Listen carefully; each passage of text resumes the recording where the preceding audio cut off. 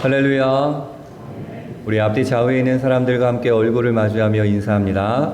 하나님의 평화가 당신과 함께하기를 원합니다. 한 번 더 인사할까요? 얼굴을 마주하면서 생기가 참 넘치십니다.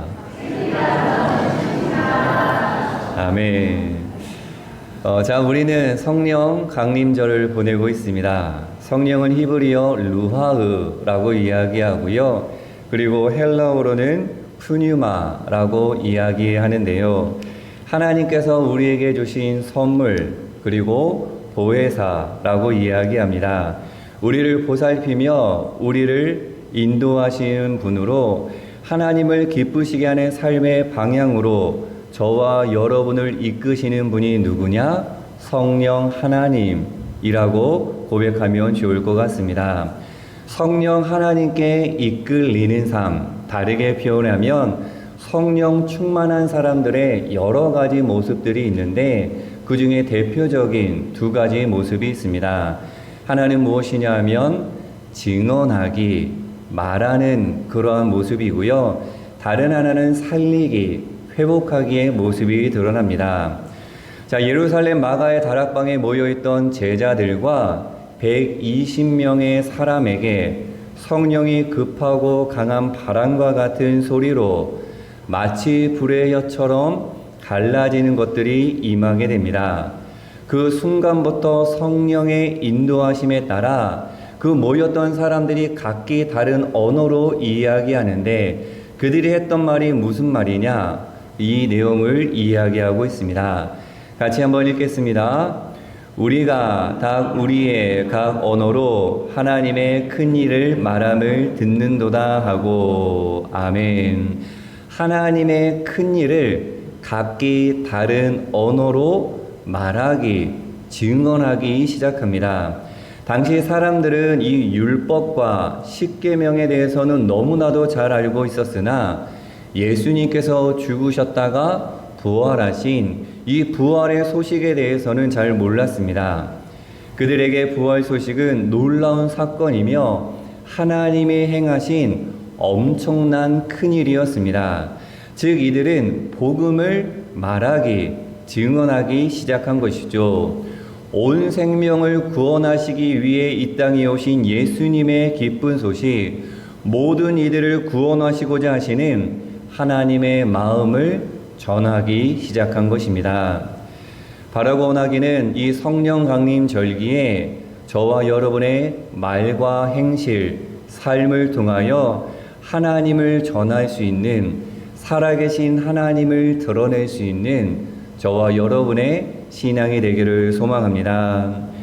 성령이 충만한 또 다른 모습은 살리기, 회복하기입니다. 저는 성령을 이렇게 표현하는데요. 하나님의 생명력, 살리는 힘, 기운, 영, 마음이라고 이야기합니다. 하나님과 사람, 그리고 사람과 사람의 연결을 통해 죽음을 생명으로, 어둠을 빛으로 변화시키는 성령, 하나님의 생명력입니다. 하나님의 생명력이 생기 있고 활발하게 움직이는 모습을 우리는 오늘 본문에서 발견할 수 있는데요. 이 시간 살리는 성령의 역사를 말씀을 통해 깨닫고 생기 가득한 삶으로 나아가고자 함께 마음을 모으고자 합니다. 자, 다음 도표를 한번 보도록 하겠습니다. 작년 8월쯤에 제가 여러분에게 보여드린 도표인데요. 자, 도표에서 확인할 수 있듯이 선지자 에스겔은 남유다 왕국 바벨론에게 멸망하기 직전 이 시드기야 왕 때에 하나님의 부르심을 받았습니다. 그때 당시에 에스겔은 선포합니다. 너희가 하나님께 회개하면 멸망당하지 않을 것이다. 그러니 돌이켜서 제발 하나님의 품으로 돌아와라. 아직 희망이 남아있으니 포기하지 말라고 에스겔 선지자는 이야기합니다. 하지만 이스라엘 백성들은 이 선포를 듣고도 끝내 돌이키지 않았고 바벨론에 의해 멸망하여 포로 생활을 하게 됩니다. 바벨론 포로로 끌려간 이스라엘 백성들은 극도의 가혹함 속에 고통을 당하게 됩니다. 비참함 속에 희망을 찾을 수 없는 것이죠. 결탄코 무너지지 않는다고 믿었던 예루살렘과 성전은 아주 허무하게 무너져 버렸습니다. 전능하신 여호와 하나님이 바벨론 신 마르둑에게 무릎을 꿇는 것이 아닌가. 삶의 모든 중심과 방향을 상실하는 평생 지켜왔던, 평생 바라봐왔던 믿음이 흔들린, 아니 삶의 중것들이 철저하게 무너져 내리는 그러한 상황이었습니다. 절망 속 깊은 나락으로 빠져 있을 때 에스겔 선지자는 이제 심판의 메시지가 아니라 이후의 희망의 메시지를 전하고 있습니다. 너희는 곧 일어날 것이며 하나님의 때에 이루어질 하나님의 계획에 대한 환상을, 메시지를 이야기하고 있는 것이죠. 그 희망의 선포 중에 에스겔 37장은 마른 뼈들이 살아나서 큰 군대가 되는 환상의 내용입니다. 회복시켜 주시는 하나님의 역사입니다. 자, 에스겔은 하나님의 권능이 그에게 임하셔서 그를 골짜기로 데려갑니다. 그리고 이스라엘 역사 중에서 가장 절망스러운 모습을 보여주시는데요.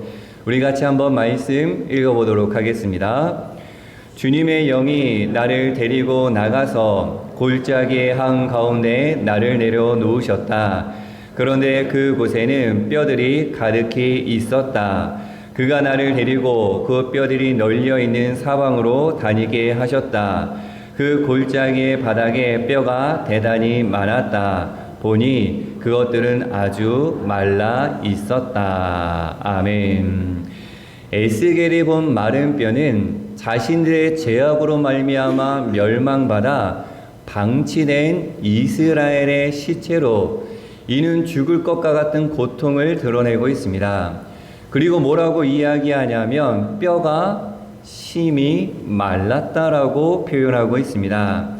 다시 회복할 수 없는 상황, 너희에게는 1%의 희망도 없는 절망 중에 절망, 숙여진 고개를 다시금 들어 하나님을 바라볼 수 있는 여지가 없는 상황이었습니다.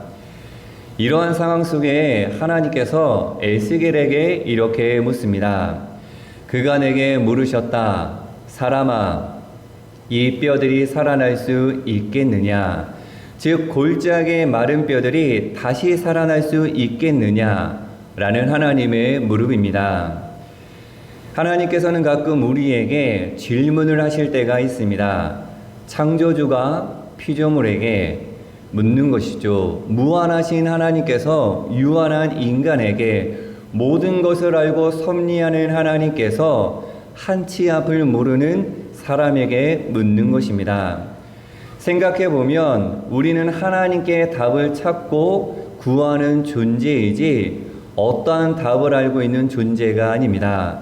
그런데 말씀 가운데 하나님께서 사람에게, 인간에게 물으십니다.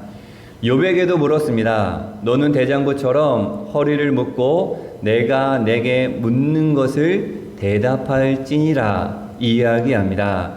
힘들고 어려운 고통 가운데 있는 이 욥에게 하나님께서 묻는 것이죠. 욥은 하나님의 물음 앞에 아무것도 할 수 없었습니다. 그저 욥 자신의 무지함을 깨닫게 되었을 뿐이죠. 하나님의 질문은, 하나님께서 우리에게 걸어오시는 이 물음은 어떠한 답을 구하고자 하는 그러한 물음이 아닙니다. 이 하나님의 물음 가운데 숨겨진 의도는 내가 나를 믿느냐, 내가 나를 의지하느냐, 이 마음을 확인하는, 하나님을 향한 신앙의 고백을 확인하는 그러한 물음입니다. 모든 문제와 질문의 답은 하나님께 달려 있음을 깨닫게 하려는 하나님의 질문, 하나님의 물음이죠. 이 뼈들이 살아날 수 있겠느냐? 하나님의 물음에 이 에스겔 선지자는 아주 기가 막힌 대답을 하게 됩니다. 같이 한번 읽어보도록 하겠습니다. 내가 대답하였다. 주 하나님, 주님께서는 아십니다. 아멘. 모든 주권이 하나님께 있으니 이 마른 뼈의 회복도 오직 주 여호와 하나님께 달려있다는 에스겔의 고백입니다. 절망에 깊이 빠져있는 이들을 인도하여 회복시키는 것은 하나님께 달려 있습니다. 라는 에스겔의 외침입니다. 죽은 지 너무나도 오래되었고 아무것도 붙어있지 않는 마른 뼈라 할지라도 도저히 일어설 수 없고 생명을 품을 수 없는 존재라 할지라도 하나님께서 하시면 하실 수 있습니다. 하나님께서 행하시면 가능하다는 믿음의 고백이죠. 사랑하는 영진의 하늘 가족 여러분, 저와 여러분의 삶 가운데 이 마른 뼈와 같은 순간이 분명히 찾아옵니다. 그 어디에서도 희망을 찾아볼 수 없고 어떠한 기대의 소망조차 품을 수 없는, 고개를 들 수 있는 일말의 힘이 없는 그러한 순간이 찾아올 때가 있습니다. 그럴 때 여러분, 이 에스겔의 고백을 기억해낼 수 있는 저와 여러분의 믿음이 되기를 간절히 소망합니다. 주 하나님, 주님께서는 아십니다. 내 앞에 펼쳐진 어떠한 상황과 어떠한 조건과 어떠한 일들 가운데에서도 주 하나님, 주님께서는 아십니다. 라고 고백할 수 있는, 하나님께 모든 것을 위임하고 하나님 앞에 맡길 수 있는 어떠한 상황 가운데에서도 마른 뼈와 같은 상황 속에서도 역사하시는 여호와 하나님을 신뢰할 수 있는 저와 여러분이 되기를 축복합니다. 주 하나님, 주님께서는 아십니다. 에스겔이 고백하자 너는 이 뼈들에게 대언하여라. 너희는 그것들에게 전하라라고 하나님의 말씀을 에스겔이 대언하기 시작합니다. 여러분 기억해야 합니다. 하나님의 역사는 하나님의 섭리를 고백하는 믿음 위에서 이루어집니다. 그리고 믿음의 고백 위에 무엇으로 하나님의 역사가 시작되어지느냐? 말씀으로 시작되어진다라는 사실을 꼭 기억해 주시기를 바랍니다. 우리가 살면서 위로와 힘을 얻는 것, 사람을 통해서 얻는 것은 분명히 한계가 있습니다. 그런데 왠지 모르게 말씀을 통해서 위로를 얻고 말씀을 통해서 내 마음이 회복되어진다라는 믿음이 우리에게 있다라는 것이죠. 모든 마른 뼈들에게 말씀을 대언하라는 명령을 받은 에스겔, 이미 죽은 지 오래되어 푸석해진 뼈와 다를 바 없는 이스라엘을 향하여 다시 살 수 있다는 말씀을 그대로 전합니다. 에스겔이 하나님께 받은 대로 말씀을 전하자 놀라운 일이 펼쳐지게 됩니다.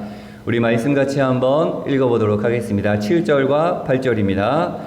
그래서 나는 명을 받은 대로 대언하였다. 내가 대언을 할 때 무슨 소리가 났다. 보니 그것은 뼈들이 서로 이어지는 요란한 소리였다.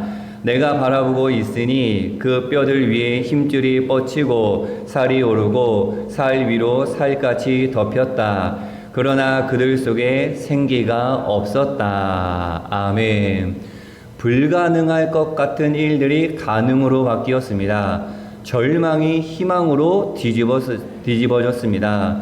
놓치지 말아야 하는 것은 에스겔이 대언하자 하나님의 말씀이 선포될 때 비로소 마른 뼈와 같은 이스라엘의 회복이 시작된 것입니다. 무덤과도 같았던 바벨론 포로의 긴 터널을 벗어나 다시 이스라엘 땅으로 돌아가게 하신 분은 하나님이시다.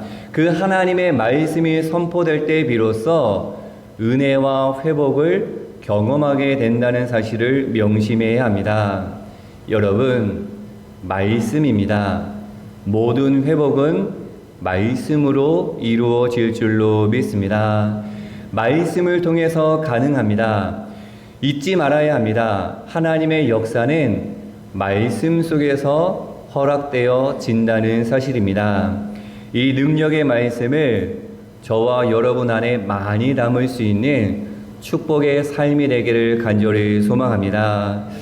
그런데 말씀을 읽다 보면 조금 이상한 부분이 있습니다. 8절 마지막에 뭐라고 이야기하냐면 그러나 그들 속에 무엇이 없었다?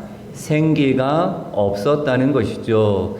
이를 보고 에스겔이 하나님 이들에게 생기가 없습니다 라고 하나님 앞에 이야기하자 하나님께서 생기를 통하여 마른 뼈들을 소생시키신다고 다시금 말씀하십니다. 오늘 함께 읽었던 본문에 등장하는 이 생기와 연결된 부분들을 보면 공통점을 발견할 수가 있습니다. 5절에 보면 생기가 너희를 살아나게 하리라 연결되어지고요. 6절에서는 생기를 넣으리니 너희가 살아나리라.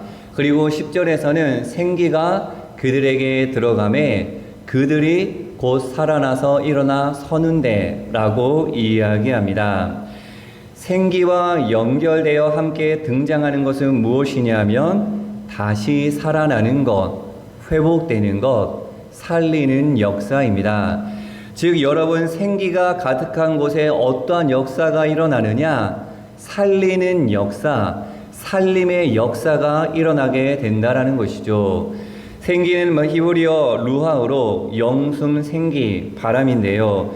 흩어진 뼈들이 다시 연결되고 뼈와 살이 가죽이 붙는다 해도 생기가 없으면 시체나 다름이 없습니다. 마른 뼈들이 모여 제자리를 잡고 그 뼈 위에 힘줄이 생기고 살이 오르며 가죽이 덮이고 생기가 들어오자 루하으가 임하자 그들이 곧 살아나 제발로 일어서는데 엄청나게 큰 군대를 이루었다고 말씀하고 있습니다. 말씀 속에 허락된 루하으를 통해 온전히 회복되었습니다. 살아난 것이죠. 즉 루하으, 생기, 성령은 살리는 힘으로 마른 뼈의 환상을 완성하게 됩니다. 회복을 온전히 이루는 루하으입니다. 생기가 가득하다, 너희에게 성령이 충만하다라는 것은 어떠한 것이냐면 너희 가운데 살리는 모습이 충만하구나, 너를 통해서 영혼이 회복되고 있구나 라는 모습으로 드러나는 것입니다. 오늘의 말씀 속에서 우리가 발견할 수 있는 신앙의 원리가 하나 있습니다. 우리 같이 한번 순서대로 읽어보도록 하겠습니다. 고백, 말씀, 생기, 역사. 다시 한번 고백, 말씀, 생기, 역사. 하나님을 향한 전적인 믿음에 말씀이 임하여 그 말씀 가운데 허락된 생기가 충만할 때, 성령이 충만할 때 역사는 이루어진다. 고백과 말씀, 생기가 가득한 사람을 통해서 죽이는 역사가 아니라 살리는 역사를 이루어 가시는 하나님의 섭리인 줄로 믿습니다. 그래서 말씀을 읽는 분이 기대가 됩니다. 말씀을 일독하는 분들을 통해서 정말 하나님께서 그 말씀 가운데 그 영혼을 통해 어떠한 일을 이루어내실지 기대가 되고 소망이 되는 한 해인 것 같습니다. 사랑하는 영진의 하늘 가족 여러분, 말씀 속에서 허락되는 생기가 가득한 저와 여러분의 삶이 되기를 간절히 축복합니다. 죽이고 무너뜨려 절망으로 내모는 것이 아니라, 절벽 끝으로 사람을 내모는 사람이 아니라, 칠흑 같은 어둠 속에 갇혀 두려움에 빠져 어쩔 줄 몰라 하는 것이 아니라, 살리고 회복하며 어둠의 자리에서 빛의 자리로 움직이는 생기 가득한 저와 여러분의 삶이 되기를 간절히 소망합니다. 간절히 바라고 원하고 기도합니다. 저와 여러분이 생기 가득한 존재가 되어서 살리는 역사를 이 땅에 드러낼 수 있기를 간절히 축복합니다. 우리 영진교회가 생기 가득한 공동체가 되기를 간절히 소망합니다. 기쁨과 감사, 은혜와 말씀, 찬양과 서로 사랑이 넘쳐 서로를 살리며 나아가 이웃을 살리는, 죽어가는 생명을 살리는 거룩한 일을 이뤄낼 수 있는 저와 여러분의 신앙, 우리 영진교회가 되기를 예수님의 이름으로 간절히 축원합니다. 함께 기도하도록 하겠습니다. 생명의 하나님, 언제 어디서나 우리와 함께 하셔서 가장 좋은 길로 인도하시는 하나님의 손을 붙잡습니다. 말씀 가운데 생기를 얻게 하시고 허락하신 생기, 성령 충만함으로 생명을 살리는 우리 모두가 되게 하여 주시옵소서. 우리의 믿음 고백 위에 말씀이 임하여 성령 충만한, 말씀으로 허락된 생기 가득한 영진 하늘 가족들이 될 수 있도록 인도하여 주시옵소서. 그리하여 함께 연결된 모든 생명을 살리는 영진 교회가 될 수 있도록 인도하여 주시옵소서. 감사드리며 예수 그리스도의 이름으로 간절히 기도하옵나이다. 아멘.